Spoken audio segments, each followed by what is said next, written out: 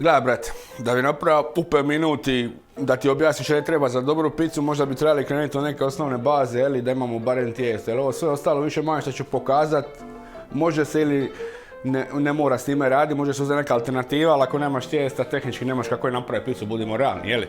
Znači, za jedno tijesto što bi nam trebala bi nam jedna vrsta glatkoga brašna, hoće to biti italijansko 00, hoće to biti hrvatsko tipa 550, glatko brašno, bosanski zlatni klas, glatki, nije niti bitno, bitno je da je glatko brašno, da se puno bolje poveže sa vodom, da bi bila puno finija i kvalitetnija struktura tijesta.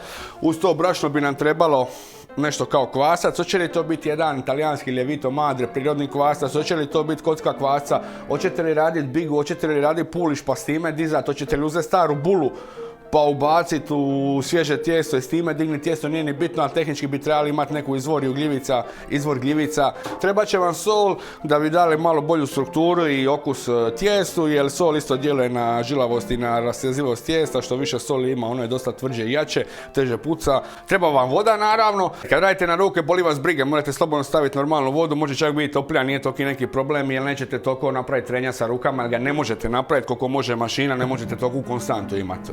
Jedna posuda gdje bi trebali otprilike sve to mišati, kuvača je tu sa razlogom, start je najlakše napraviti sa kuvačem. Hoćete raditi s ovim dijelom ili s ovim dijelom, hoćete uzeti neku žlicu metalnu, nije bitno ili drvo, metal, plastika, bitno je da imate s čime oni prvi dio miša kad je najzafrkanije. To je za muti, za žbatat jaja, za raditi belanjak, snijeg i takva stvari, nemojte s time raditi tijesto.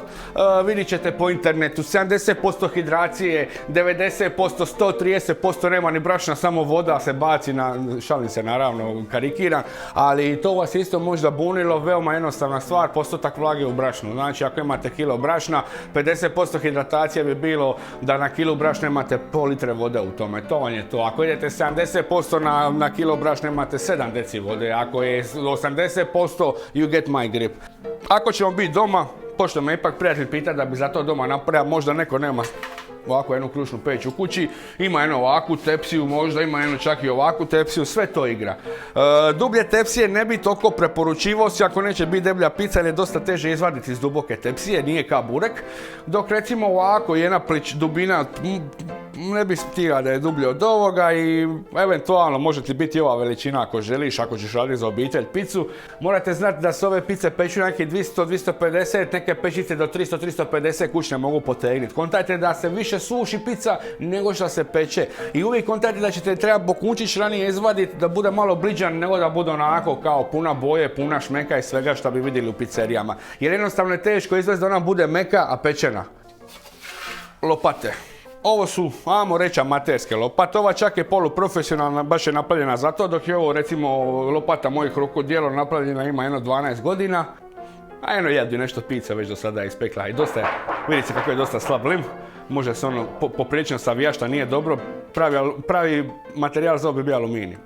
Po meni lopata ako nije ispekla barem neki 100 do 200 tisuća pizza, a već je ideš minjat, po meni ne znaš raditi na lopati, nauči se raditi sa lopatom, nauči se čuvat lopatu, 200.000 komada izbaci s njom pa je tek onda minjaj. I nauči se da je ovo lopata za stavlja pice, ovo je lopata za vadi pice. Razlika u materijalu, razlika u težini, razlika je u glavi. Imamo tisto, imamo alat za raditi i sad bi mi to negdje trebali ispeći, jeli? Hoćemo li peći u krušnoj peći maloj? Hoće biti na plin, hoće biti na drva ili na struju? Hoćete li peći u kućnoj peći? Hoćete li peći na kaminu?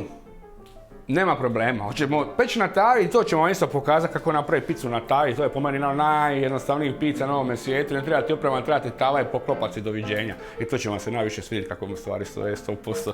I u današnje vrijeme nikome se ne igra 2 dana sa tistom, svima se igra tak ubaci i za ovo vrijeme na ručak, hvala lijepa, dobar tek, rutneš, prneš, ideš čaj i miran si. Imamo neka pravila su smjernice, pravila nisu per se pravila. Pravila se ne trebamo držati da idemo po špagu. Ali više manje da, to je cilj da i vi ljudi, mislim obični ljudi, kako ovo ružno zvuči, pari da sam ja, ne znam, neko skužajte me. I više manje ćemo, ja se nadam, sve to uspit zaokružit, pa kako vrijeme bude išlo, ako ne čak i još i to malo svaku epizodu razraditi više ako budete zainteresirani toliko za to. Ja ne znam, brate, šta da još kažem, ima li još šta za reći, treba još šta za reći. Da sve još jednu stvar, vidim da je bilo dosta di si, šta radiš, samo da se razumijemo, u Renata više ne radi, ima skoro i, a nije godina dana, ali brzo će godina dana. Momentalno jesam zaposlen na drugom radnom mjestu u poznatom splitskom restoranu, ne pizzeriji nego restoranu, ali kako se na bolovanju glupo mi hoće govoriti, dojte dole kad momentalno ne pečem pice, što će vas zvati na picu di me nema, kada bolovanje se završi, kada sve se zaliči noga, nije ništa ozbiljno, ali moram mirovat, kad sve to bude gotovo, preko kanala ćete dobiti točno di radim, šta radim, pa eto ako želite posjetiti, vidjeti, osjetiti, popričati s menom, ne trebate i doći na picu ako vas interesira neka informacija, ja ne znam, ljudi koji me znaju, koji su me prvi put upoznali tako na pultu, dobili su svake informacije što su trebali. I ja mislim da je to, da ne bi sad još ništa dalje govorio, da bi isto malo ostavio i za drugu epizodu, da se nešto isto malo šuga nađe, nismo davno snimali, ja bi sad sve rekao što imam reći, ubit će me kamerman, već drži nož u ruci, dobro ostaje, neću više oprosti, jer nemoj se ljuti, molim te, nemoj se ljutiti.